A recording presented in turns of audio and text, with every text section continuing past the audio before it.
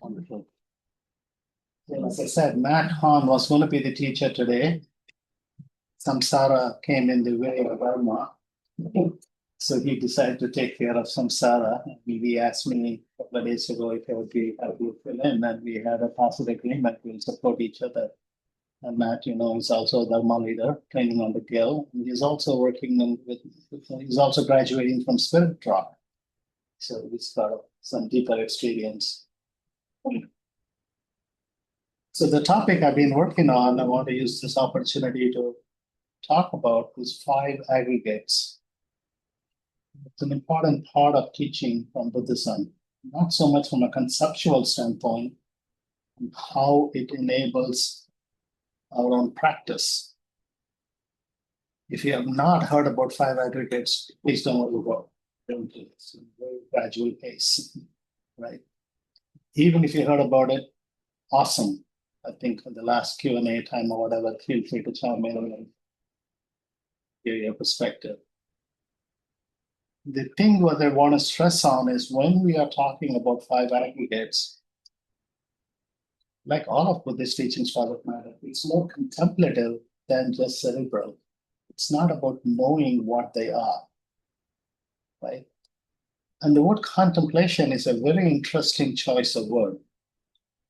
Thinking is not contemplation. Reflecting is not contemplation, but contemplation is something different.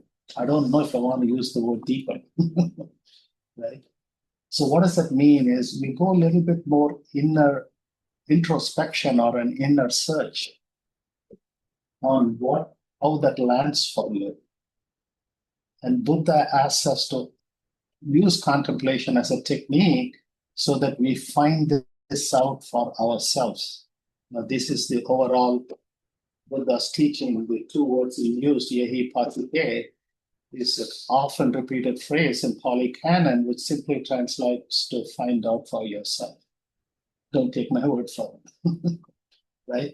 So that's the notion behind contemplation. I ask that you bring that contemplative mindset as do your best as following into this teaching. Okay?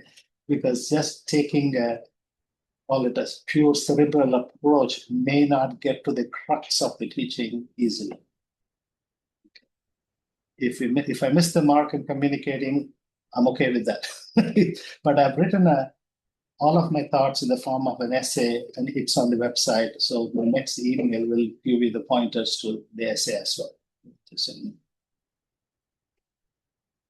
So the simple way I want to emphasize is when we are processing something cerebrally, right, we're ignoring signals from feelings, emotions, body sensations, and many other aspects that come into play during contemplation. And this is all implicitly and explicitly stated in Buddhist teaching into what contributes to awareness. Awareness is not just knowing. In English, we use the word clearly knowing. When you add that adjective clearly knowing, it changes from cerebral knowing to understanding the felt sensation and going into much more total being present for that experience. That's one way to look at it. So in summary, contemplation means it's looking at inward, or perhaps I use the word inward pointing to myself, but perhaps there's no direction. Because as Gil says, when he was in 30s, when people asked him, where's your mind? And he used to point to the head. And when he got into 40s or 10 years into whatever practice, where is your mind? He said he points to chitta, head and heart. Now, over years of experience, when somebody asks, where's your mind? He points to this everywhere. Right? It's funny at the same time, it's deeply spiritual in terms of what he perceives the notion of awareness to be. Right? That itself is a contemplative action. So before I introduce aggregates, I've been thinking about it. I use a mundane way of listing these 5 aggregates, and these they are, but I wanted to try something different. Let's say right now in this room, me, us, so there's something special, something happening in this room. I use the word happening. And let's say that we call that happening as you. You're right in front of me. Right? But what exactly is that? Say if I ask you to point to yourself, not your name, not your story, not to your body, what would you point to? You're supposed to do this. You're getting there. You're getting there, right? Let's think about that. Contemplate on this for a while, right? That's what Buddha is trying to teach. Is the whole. I'll come to the definition of the word aggregate in a second, right? And Buddha's answer on aggregates is exactly to this question. What contributes to an entity called a person? It's not metaphysical by any means, but he asked us to use the notion of aggregates as a tool for investigation. And the motive again is to explain the second noble truth, what causes craving. In the sequence of teaching, he gave the Dharma Chakravartana Sutta, the first sermon he gave at Sarnath, India. And he talked about four noble truths, and they're all scratching their head, the first five disciples. Where did this guy came back and suddenly he's teaching me, And then his second talk or third talk was around the fourth path. And within the first few days, he brought up two concepts around three characteristics and five aggregates. All this happened very quickly in the initial stages, as described in Polycanon. It's not about history, it's about how these teachings cascaded one to the other. Of course, quite simply, in the three characteristics, Buddha taught three things about impermanence, suffering, and not self. Okay?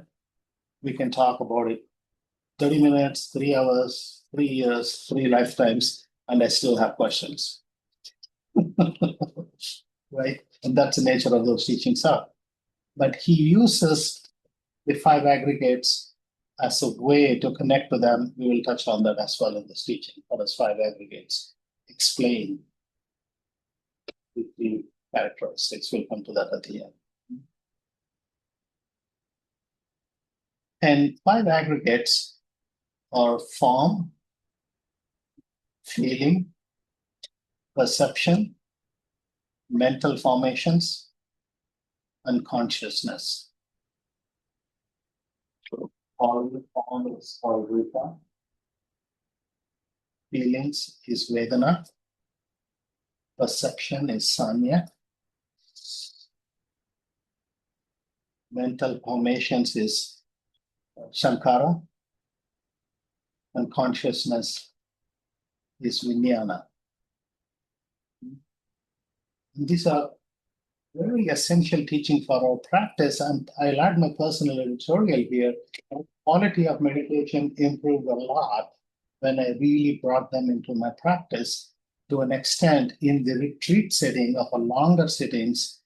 It amazingly helps us with that inner concentration and stability, which I struggled with earlier in my practice.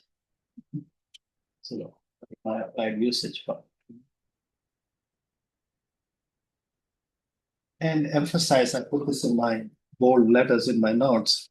Buddha emphasized these five aggregates completes the map of what we take as ourselves, and nothing in our experience of being in a person falls outside of them. Nothing falls outside of these five aggregates in terms of our personal experience. That's pretty profound, definitive statement.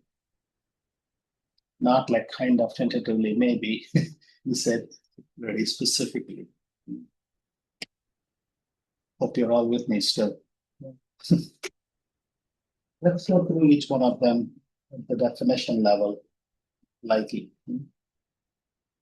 The rupa, or the form, is somewhat easier to follow and understand. It's a body, material formation, material phenomena, what it also is, right? The sense organs, the objects, you can point to the hand, right? The shape, so on and so forth.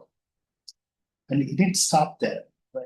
He also brought in the notions of consciousnesses, eye consciousness, smell consciousness, or nose consciousness, taste consciousness, and all the stuff. And the way he justified the sound or the whatever we hear is part of rupa, because without ear, there is no sound.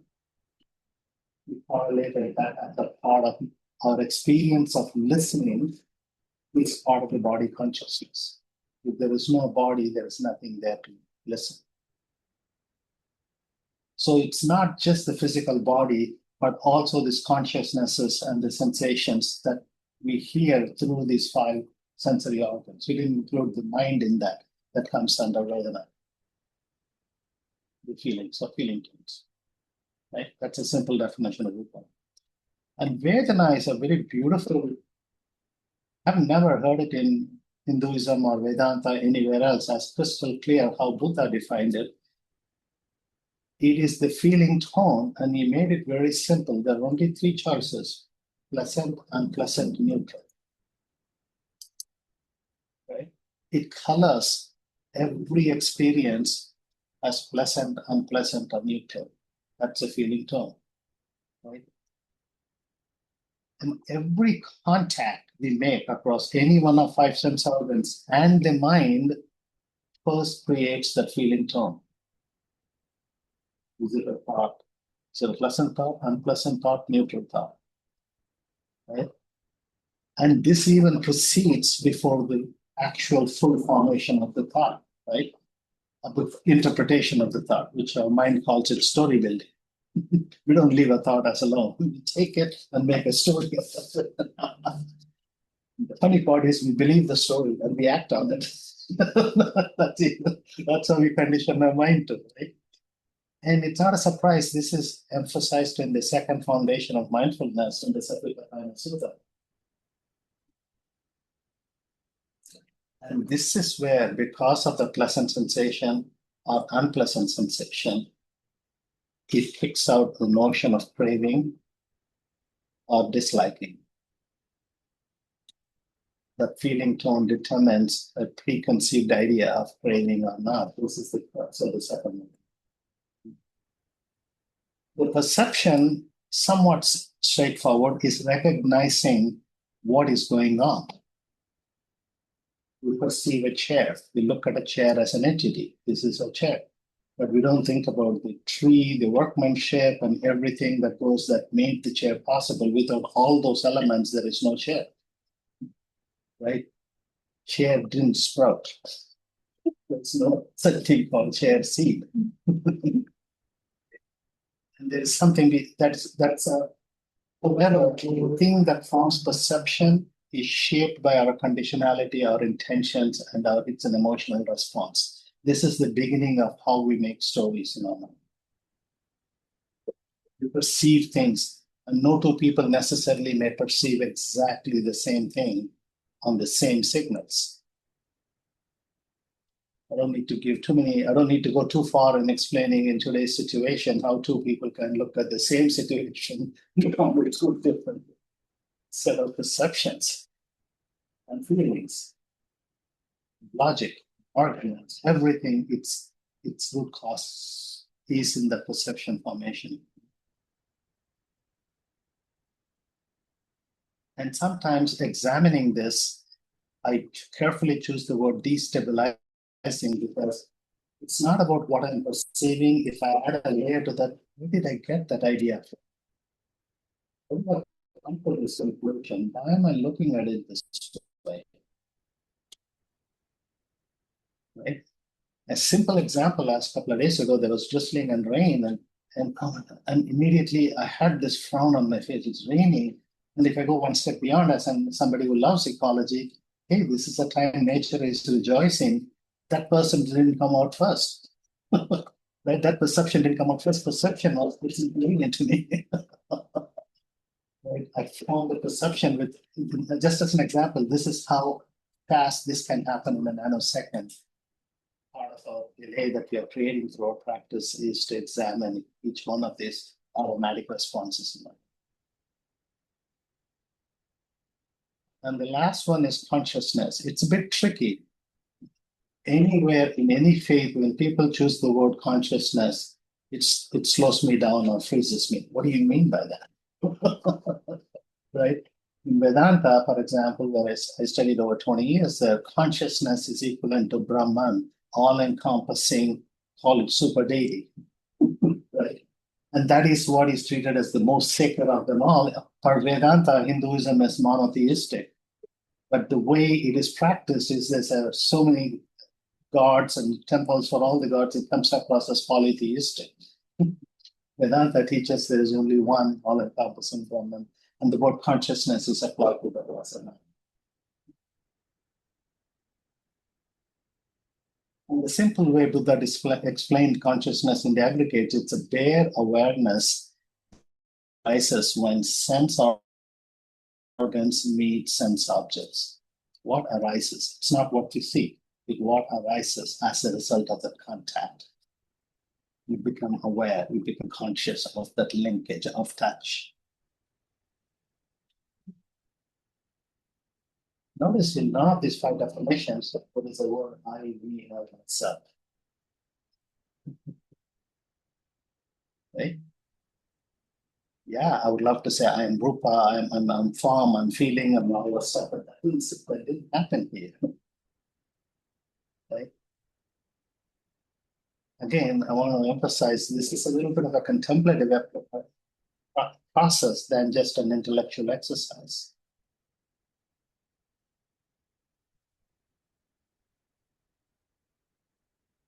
So one question I had when I was studying this, I asked teachers, two of my teachers I studied most in depth with, many of them is Bikwan Alio on the East Coast and Bari Center for Buddhist Studies and Gil Franstock. So Nalio was teaching in 10 years ago, and after now he writings these days. The most recent book he wrote is about how did Mahayana Buddhism take place. Because all of Mahayana suttas are not in Pali canon. A majority of them are not in Pali canon. They have the teachings called Vulture Peak in Rajagriha. So that's a different topic altogether. So one question I had with him, what do you mean Rupa is not a physical thing? Form is, what do you mean form is not a physical thing? Was my first question. How does one think of it as a process, not as an entity? That's one of my questions. I stayed with question for many years. But the way they aggregate, by the way, I didn't mention this. The word aggregate, Nanda, means a heap, a collection. That's all there is to it. So there is no one thing. This is a kind of a heap formed by a collection of things, if you want to call that. That's why that word aggregate comes. And it's also ephemeral and changing process. We'll come to that in a minute, in a few minutes. So one way to think about form isn't a physical fixed entity. It's not matter as a static substance, but it is a material experiences as it races and passes away. Or it has its own time element built into it. So in the example that teacher gave me is think about your body. There's so many moving parts in your body. Your skin is being shed by X number per day, per minute, per second. Your blood is changing, fluids are changing, and the decay is happening gradually. Everything is transient. Of course, it's not instantaneous for us to notice all of them. Doesn't mean that change is that flow of change as a process isn't happening.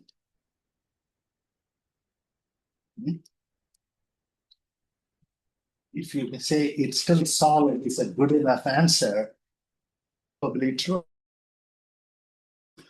But in the meditation sitting, you have a different experience. I'll give you another example. I close my eyes and say, I want to feel my left hand. Yeah. I don't need to look at it. I can feel my left hand. But the sensation, the link between my mind, but the hand and the mind is allowing for the feeling. Yeah? So what this teaching tells us is imagine that you don't have that link or the sensation between your mind and the felt sensation of the hand.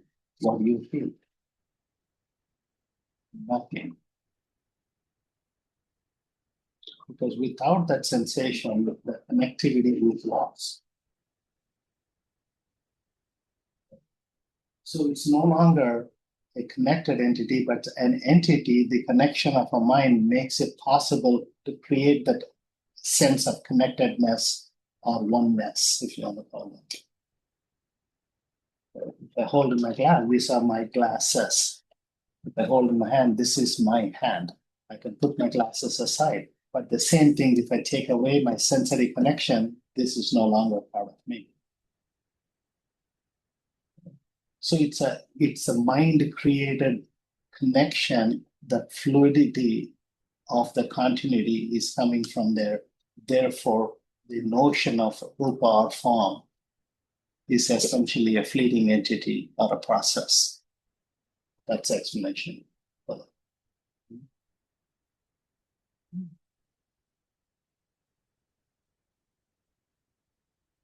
And in the context, we have lungs, we have survival, and we breathe. So we breathe. The breath in that example is integral to the form. If there is no form, there is no reason for the breath to be associated with this entity. Or without breath, this entity will not exist in the common form. But we can easily see the breath is not a fixed entity because time window of their experience is a lot faster than the rate of growth of hair on my head, right? So we may not see the transient nature of some changes, but something like breath, we readily identify with that change. So the summary of this is everything is a collection of these experiences and entities of physical stuff that is fleeting and creating a process of growth. One teacher calls it 5 aggregates or like 5 streams flowing into no river. There is no river. They're flowing not into anything.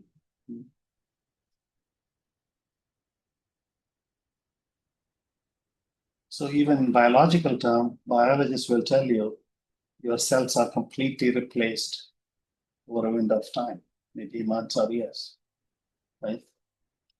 In essence, Buddha is pointing to the same thing. There is no something fixed called the body that doesn't change. It's a process that undergoes continuous change. So one way to bring into contemplation is think of form in the context, not as a noun, but as a verb.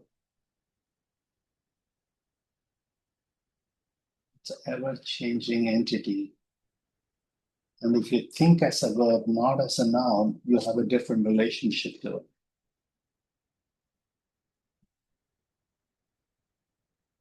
This, you can, on your drive home, you can reflect on who's the one pressing the accelerator versus brake.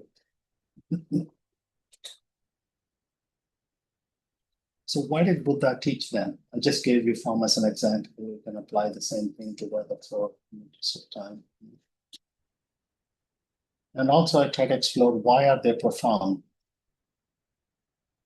And all of the things Buddha taught as a singular goal, at the outset, he said, I taught one thing only, that is suffering and end of suffering. This comes up multiple times in the canon.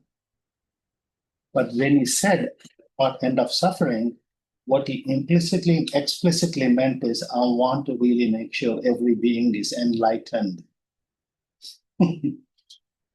Right? And he specifically used the word, I'm teaching not just out of compassion, but out of anukampa. He chose the word differently. Anukampa is more closer to a verb than compassion is to a noun. So the word anukampa truly denotes, I am teaching you so that you get enlightened. So my purpose is not done until you are enlightened. That's how Buddha taught. why he became a teacher for 50 years of his life. Right? So that is his love and care for all beings. Is I'm not here to read through a syllabus and go through my lessons and then you do homework and I'll give you a certificate. No, I want to make sure you get enlightened.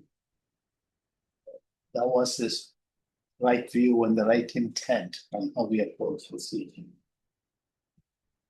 So in the case of Buddha, taught the aggregates truly as a tool for liberation, not as a philosophical thing for its own sake.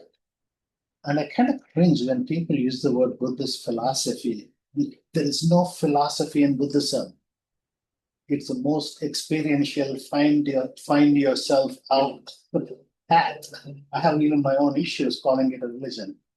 Right? I work in a multi-faith environment as a J chaplain. We go around, oftentimes people say, I'm a Muslim chaplain, I'm a Christian chaplain, I'm this. I kind of said, what's your faith? My faith is caring. I happen to be on Buddhist path. Very honest answer for me. I don't like the swimming pool, swimming lanes. I want the oceans. It's much more beautiful. And the reason why he chose this aggregates as a tool for liberation, not for the sake of philosophy on its own, but where does the clinging come from?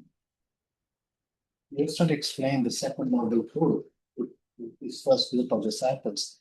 He said suffering exists, okay, and even that he got into some logic behind it. And then why does suffering happen is because of clinging. And that is the most profound part of Four Noble Truths, because once we establish that, then the third noble truth becomes way to end suffering is letting go of the clinging. By the way, in the list of essays, I wrote a separate essay on each one of the Four Noble Truths and then tying them together. You may want to take a look at that. And where does the clinging arise was the question he was trying to explain to his disciple. And deep inside, he saw in all of the clinging experience, there is I, me, mine, myself. Implicit clinging. Who the heck is I, me? And that's the exploration. He answered that through this five elements. Because he didn't dwell on just what exactly are you clinging to. He emphasized on who the heck is clinging. Right? If you take away there is no one called clinger, then there's nothing called clinging. That's what he wanted to come to. Right?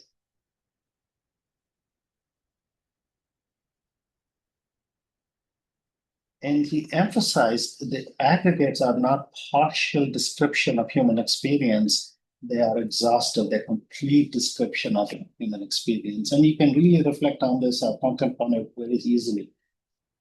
Form part, I think we grasped it. It's very easy to think from our feeling tones, our perceptions, our mental formations, and take your own time to discern what is going on in our given mind, especially when we are locked up in some thought. Perhaps we are having a negative thought or something, something not so positive that is affecting us. There you find the identity that we cling to deep inside is the reason why we are feeling that pain. You have to do your own contemplation with deep discernment to be able to break it open. Yeah.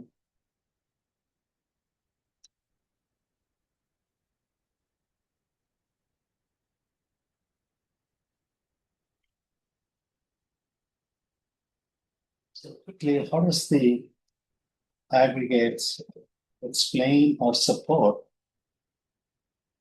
the impermanence, not self, and suffering, the three characteristics? Let's briefly touch on it. And the three characteristics are beautiful tools to look through our day-to-day life, or even use that as a lens or magnifying glass to read with the scriptures. It's a very powerful concept with which we read. That way we don't we understand the hypothesis, find out for yourself really, really well. Because at no point it is me, the ego seeker, comes to forefront if I bring it in. What is there to know? What is the behavioral aspect that's shaping me as a result of this experience? Is a different question for me to ask than what is Buddha trying to say? Let me try to know and understand, right? When we are parsing the sentences and trying to remember the sentences without really realizing how is it connected to our lived behavior in the past to lived behavior in the future. Right? It's a different set of lens, and that's why I'm a big fan of these three characteristics. So anicca, the impermanence, right? So coming back to the same example, if you look at the body as it ages, cells turn over, sensations arise and pass, rhythm shifts, or the feeling tone shift from moment to moment. And all of this transience really establish this is the fact. What we consider as I, me, and myself indeed is an impermanent entity. You can look at the tree, you can look at anything, you can look at every phenomena out there. Not so the word thing get replaced by phenomena when we are looking something else using this sense. The tree is a phenomena of something changing all the time, right?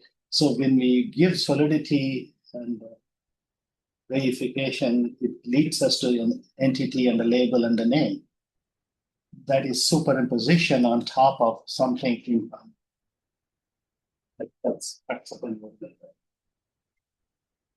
Because each aggregate leads to impermanence, our innate nature is to cling to them. Oh, I want this experience to last. I want this experience. So we bring that clinging or anti-clinging to that experience. And every time something we cling becomes impermanent or that experience dies, suffering follows. So another reason why looking through aggregates eases the pain of seeing the impermanence up front so that we don't develop the clinging. So that's a connection between the potential suffering that we experience because we cling knowing it's going to last. It's not going to last long. Or we're going to regret and feel bad when it absolutely stops, or when that doesn't feed us our desires anymore. The most radical and most liberating I want to add is the notion of not self. I kind of checked how English came up with those two words, not self or anatta. Right? He didn't say no self. He didn't say the translation is not self, right? That itself is worth thinking around a little bit. Why did they choose those two words? And let's not worry about the words for this discussion. What has self got to do with this experience at all? Other than ego and something associated. If you take away the ego element and if you say, I don't want it, I don't feel it, I'm not connected to it, there is no necessary for self with that experience other than being present for at that moment. And we form the self in order to feel a sense of ownership to it. And I feel that step is unnecessary. In a way, I'm even going one step below, not self. And I don't know why we need that step. If I want to just be the experiencer without having, this is where the subject and object come together. All I want there is an experience without an experiencer. And that is the power of the awareness. I'm sure if not, I've confused before, I've confused you right now.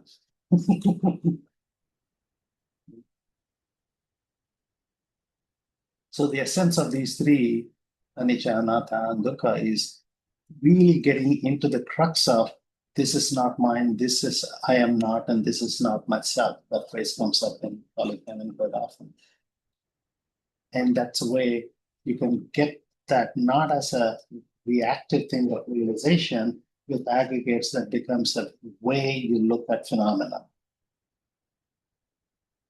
So don't experience the sticking power of that. We experience in real time as it taking place.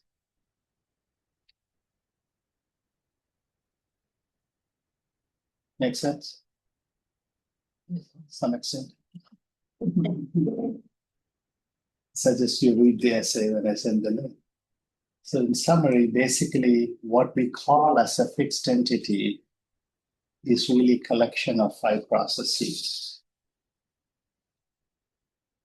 The processes are labeled as form, as a continuously changing entity, as feelings, as a continuously changing entity, as perception, as a continuously changing entity, and mental formations as something that constantly changes, and consciousness that sees it all is changing entity as well. And nothing escapes these 5 things. So the contemplation point is to look at the non-fixed element of each one of these 5 aggregates.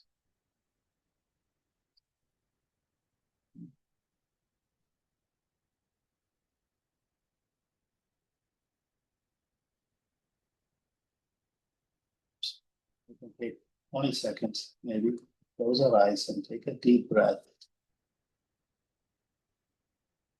Look at whatever thought, feeling that's in your mind right now.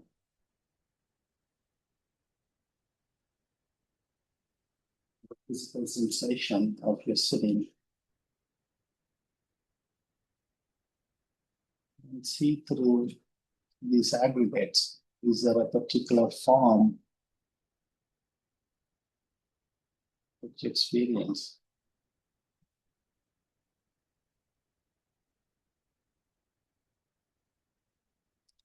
Is there a feeling tone that is fixed or permanent?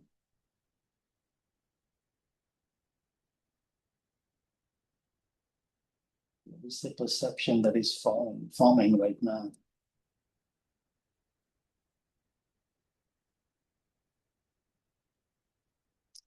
What is the intention, for example, the sounds that you're hearing?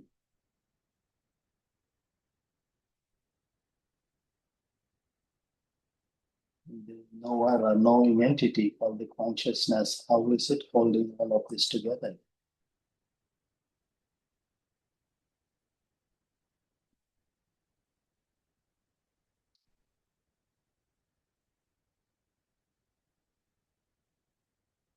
Perhaps you notice some extent, whatever extent, the fluidity of these processes or changing nature of the processes. Use phrases and words that make most sense to you.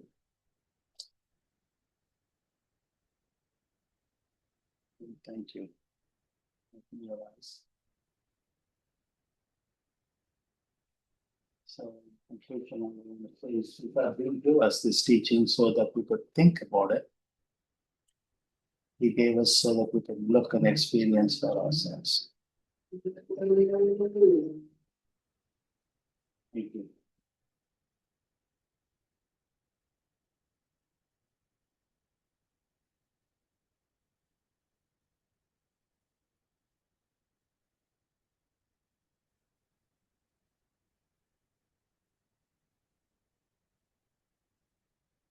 It's a few minutes.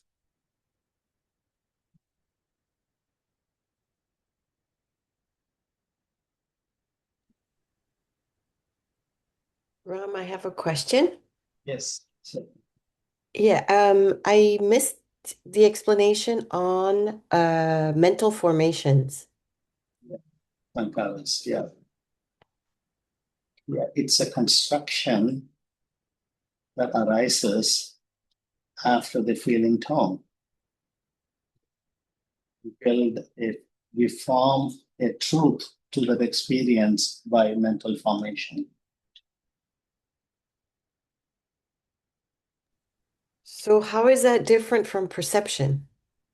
Perception is it's a lens through which you look. Your conditionality plays a big role into what a perception is. Okay.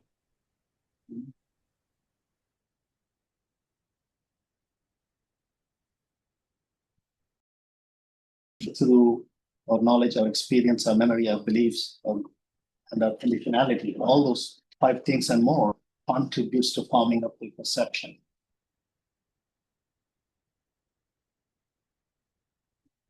So even the perceiving stage, given all the experiences we may have had in the last all of our life or even previous life, as some Buddhist teachers say, that impacts how we perceive things, and it may not be exactly the same as another person. Most times it may not. Whereas mental formation is an instantaneous thing that really constructs a story for you. And oftentimes, if you don't examine the story, you use that as a basis to make a decision.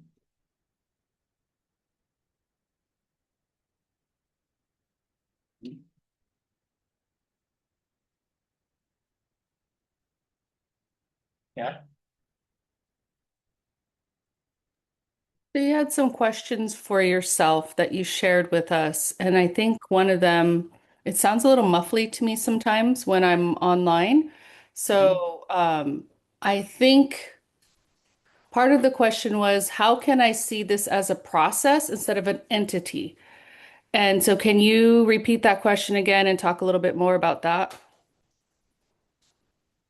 Question is, how do you take something like a pain and try to explain it as a process than an entity?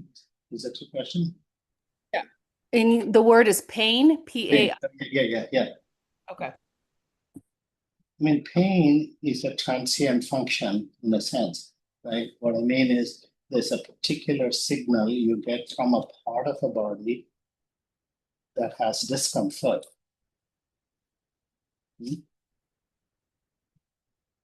That's a good example in a sense. And we know that pain may or may not exactly be the same level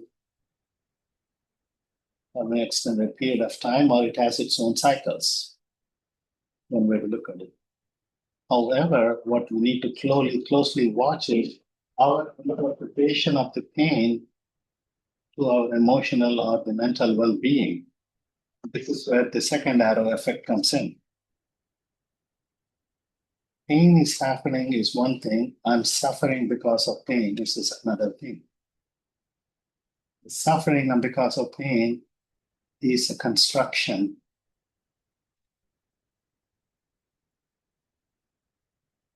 And that suffering is true. However, it takes away the energy from your system disproportionately and makes it a principal part of the lens through which you process the rest of the things.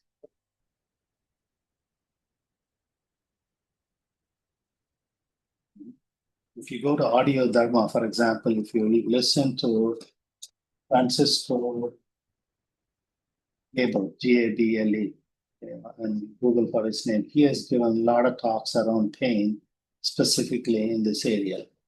Francisco Gable, Gable, in audio dharma.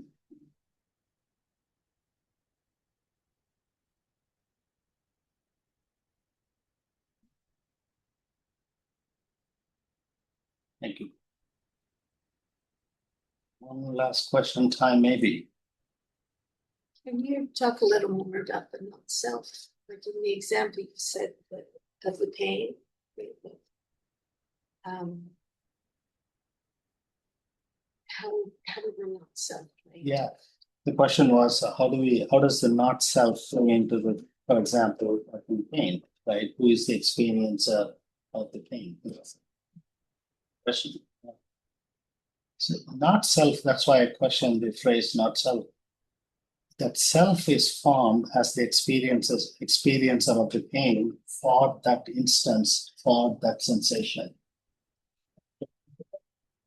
That is not a permanent entity.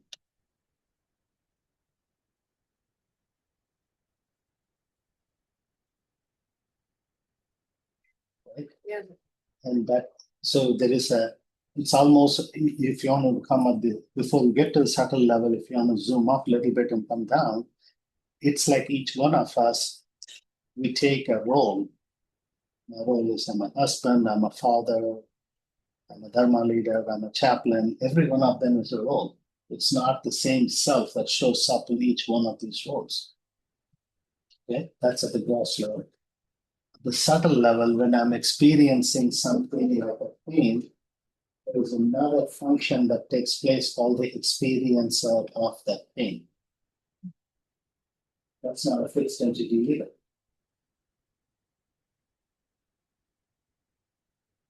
And if I'm eating something, I'm nourishing myself to a certain entity, that notion of felt is different than the notion of experience pain. And we take this, use the aggregates at whatever form to form ourselves an entity for the transaction. So if you were going to give a different name to the not self, would you, what would you give it a name, or is it Call it spontaneous identity formation. spontaneous identity formation? So are you saying this transient thing, are you saying it does or does not exist? Or are you saying that The transient exists, it's not permanent entity. okay. That's what I'm saying. That's what Buddha said. He didn't say there's no physical entity. He's saying it's really transient in nature. Don't hold on to that as such. So the clinging is when you hold on to the self. Thank you. That helped. Thank you. All right. Send me emails, questions, criticisms. You confuse me, all are welcome. I'd be happy to answer. Thank you so much. We'll close with a song.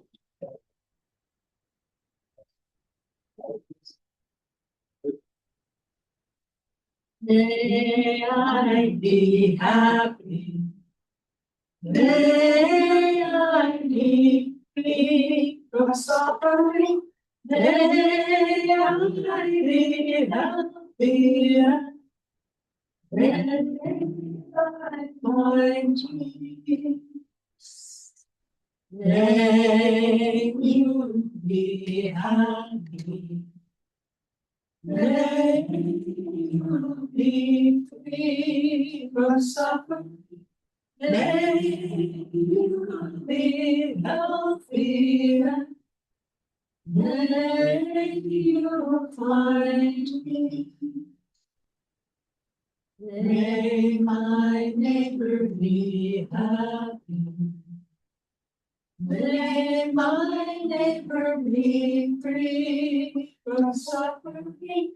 May my neighbor be healthy. May my neighbor find. May my folks be happy. May my folks be free from suffering. May my folks be healthy. May my folks find me. May all beings be happy. May all beings be free from suffering.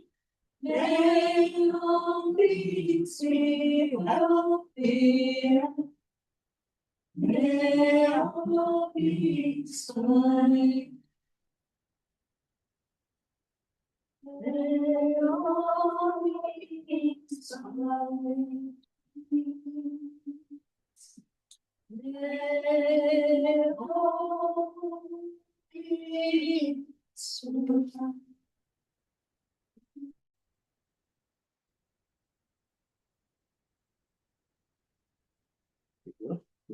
Thank you all. Have a wonderful evening. See you at our next event. Ron, I don't think you mentioned Don. You forget it. Yes, the spirit of for this practice, every time I want to offer, you can offer for say insight meditation online or somewhere. The other one is the organization I lead.